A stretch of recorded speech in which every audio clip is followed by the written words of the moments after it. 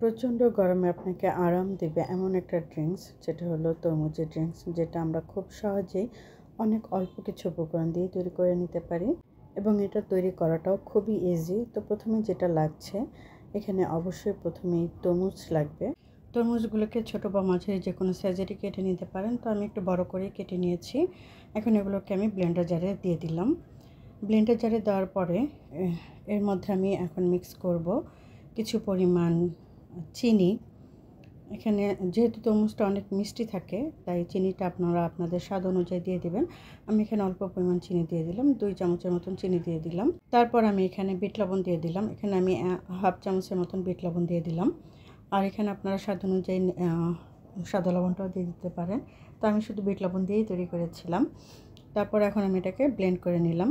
এর ভিতর কোনো রকম লাম্পস নেই, একদমই স্মুথ হয়ে গিয়েছে। আমি এখন এর মধ্যে পরিমাণ মতো একটু পানি মিশিয়ে দিলাম। যেহেতু এটা অনেক ঘন, তাই আমি একটু পানি মিশিয়ে দিলাম। আপনাদের পছন্দ মতন পানিটা মিশিয়ে নেবেন। আপনারা এটা এভাবেই পরিবেশন করে নিতে পারেন, অথবা আপনারা আমার মতন এভাবে ছেঁকেও নিতে পারেন। তো আমি একটু ছেঁকে নিয়েছিলাম। ছেঁকে নিলে যেটা হয় আর কি, একদম ফ্রেশ একটা জুস পাওয়া যায়। আর এটা যে একেবারে খেতে খারাপ লাগে তা কিন্তু নয়, এটাও খেতে ভালো লাগে। আপনারা আপনাদের পছন্দ মতন যে কোনো ওয়েতে এটা পরিবেশন করে নিতে পারেন। তো আমি একটু ছেঁকেই পরিবেশন করলাম। আর এটা খেতে ভীষণই ভালো হয় এবং এটা একদম আপনাকে রিফ্রেশ করে দেবে এবং মন প্রাণ একদম শীতল করে দেবে। এখনকার সময় মেয়েরা কিন্তু শুধু যে ঘরে বসে থাকে তা কিন্তু নয়, তারা ঘরের বাইরে সমানতালে কাজ করে থাকে। তো যারা ওয়ার্কিং ওমেন, তারা কিন্তু এভাবে জুসটা রেডি করে ফ্রিজে রেখে দিতে পারেন। আপনারা যখন বাইরে থেকে আসবেন তখন কিন্তু ইচ্ছে করে না এভাবে প্রত্যেক দিন তরমুজ কেটে খেতে।